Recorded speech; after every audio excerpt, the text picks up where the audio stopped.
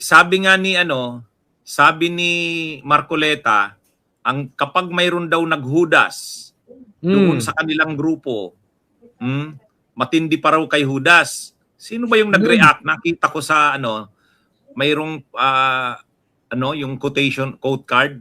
Hindi ko si Pia Wurzbach ba yon? Sa kanya ba talaga yon? Ang sabi, ay wag nyo namang gamitin si Judas. Iniinsulto nyo naman si Judas. Mas matindi pa yung mga yan kay Judas. Correct. Anyway, talagang... Ito naman si Marcoleta, nagmamagaling pa. Nahuli rin siya eh. Diba? Medyo kulang din sa kanya eh. Kulang din sa hugot si Marcoleta. Pero inamin ba naman?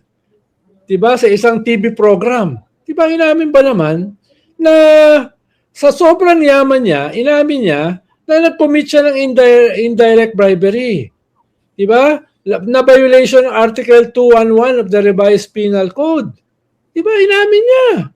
Tapos, plunder yan. Dahil yung tinanggap niya na pera, more than 50 million. More than 50 million kay Mike Defensor at dalawa pa na may tigse 75 million. Diba? Kwan yan? Sinabi niya hindi campaign contribution. Diba plunder yan? Diba kailan lang ang problema, yung reaksyon ni Mike Defensor kanina, ang sabi niya, wala naman akong naging pakinabang dun sa binigay ko na yun eh. So, ang problema doon, ganito yan. Kahit wala sa pakinabang, gano'n pa rin yun. Hindi siya Nald. Yan yung pagkakaiba ng direct bribery sa indirect bribery. Sa direct bribery, may pakinabang. Ibig sabihin, mayroong kapalit. May kapalit.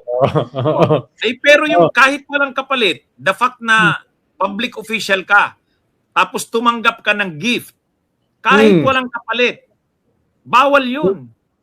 Anong parusa niya, attorney? Indirect bribery yun. Kaya yung depensa ni Mike, sa kanya mag-a-apply yun. Pero nung kay Marcoleta, diniin niya dun si Marcoleta, parang ganito, nagbigay ako, wala naman yung kapalit eh. Okay, so walang kapalit, indirect bribery. Indirect bribery. Kaya nga ang kaso ni Marcoleta is plunder in indirect bribery. Ngayon, bakit kasi siya bakit papasok sa ganon? Yung kasing nakalusot siya sa COMELEC, ang lusot niya dun sa COMELEC, yung election offense. Kasi ang sabi sa COMELEC, nung natanggap ni Marcoleta yung donations, January 6, 8, and 9. Yung start ng campaign is February. So, ang sabi ng COMELEC, hindi pa siya kandidato. Kasi yung Piñera Doctrine kasi, bagong doctrine yan, na hindi kang kandidato sa start na ng campaign period. So, ang start ng campaign period is February. So, technically, natanggap niya 6, 8, 9, hindi pa siya kandidato. Therefore, hindi siya liable sa election offense. Pero, dito sa ombudsman, hindi naman election offense ang pinag-uusapan. Official ka ng gobyerno, congressman siya, remember?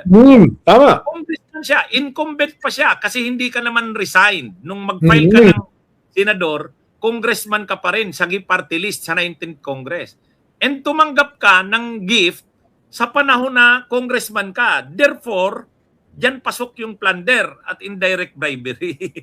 Kaya, kumbaga, yung defense niya, Nald, nakalusot ka doon sa election offense, buslo ka naman dito sa plunder at sa indirect bribery. Mas matindi yung parusa. Kulong ka kagad dyan. At saka, ano pa bang, anong kaipuan mong ebidensya doon? Nag-submit ka sa COMELEC ng defense na ganon, sworn yon. Sinumpaan mo yung ganong so ibig sabihin, admission na yon. Gagamitin yun ngayon sa kanya dito sa plunder at sa indirect bribery. Diba? Bobo rin no? Sobrang kasi sayabang. Sobrang yabang di ba? Kaya, actually, Nald, ang nangyayari kay Marcoleta, may problema. Sinusolusyonan niya yung problema, pero yung kinikreate niyang solusyon, another problem ang nakikreate. Ito, tingnan mo. Ang unang problema niya, nag-submit siya ng SOSE na zero ang donations. Hmm. Zero ang donations. Ang problema, ang expense niya parang 142 million yata 'yon. So sabi ng ano, paano ka nangyari na wala kang donations tapos 142 million ang gastos mo? Samantalang ang salin mo, ang net worth mo 52 million. Paano nangyari 'yan? Mabuti sana kung ginastos mo sarili mong pera. Wala kang ang pera kasi 52 million yung pera mo, ang nagastos mo 142. So ano na naman ang palusot niya doon? Sabi niya, ang totoo, mayroon naman akong natanggap na donations. Kaya lang yung mga donations, ayaw nilang pa-declare. Kaya hindi ko dineclare. Ang problema, sa mali na naman yun. Hindi pwedeng hindi ka mag-declare. Bawal yun. Bawal yun. Bawal na naman. Pero attorney, abogado yan, di ba? Yun na. Di ba dapat alam na yan? Oh, anyway. Parang si Bondok, dapat first year law pa lang siya, alam na niya. Yung warrant. Di mali na naman yung ano niya. Mali na naman yung depensa niya. Nag-create na naman ng another defense. Hindi. I-declare ko na kung sinong nagbigay sa akin. O, sila Mike Defensor nga, yung Espiritu, yung Veray pa ba yung isa. Tapos sabi niya, kaya lang nagbigay sa akin yon January 6, 8, 9. O di okay. Hindi na naman siya pasok kasi hindi pa siya candidate nung time na yon. Ang problema, congressman siya ng time na yon.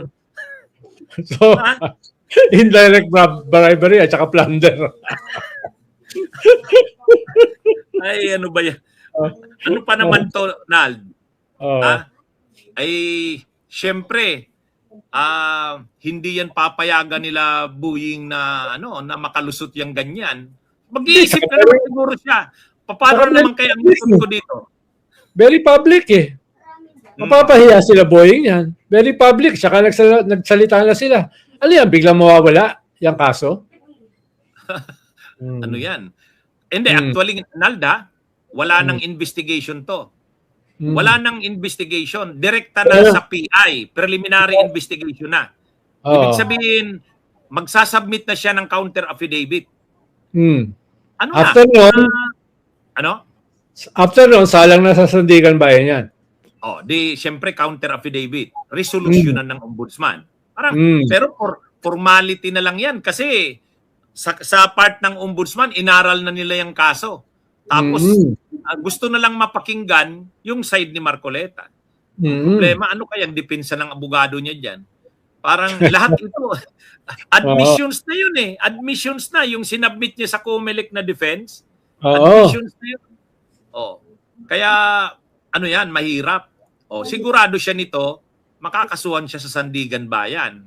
Kaya, mas mabigat itong kaso niya kaysa doon sa election offense sa COMELEC.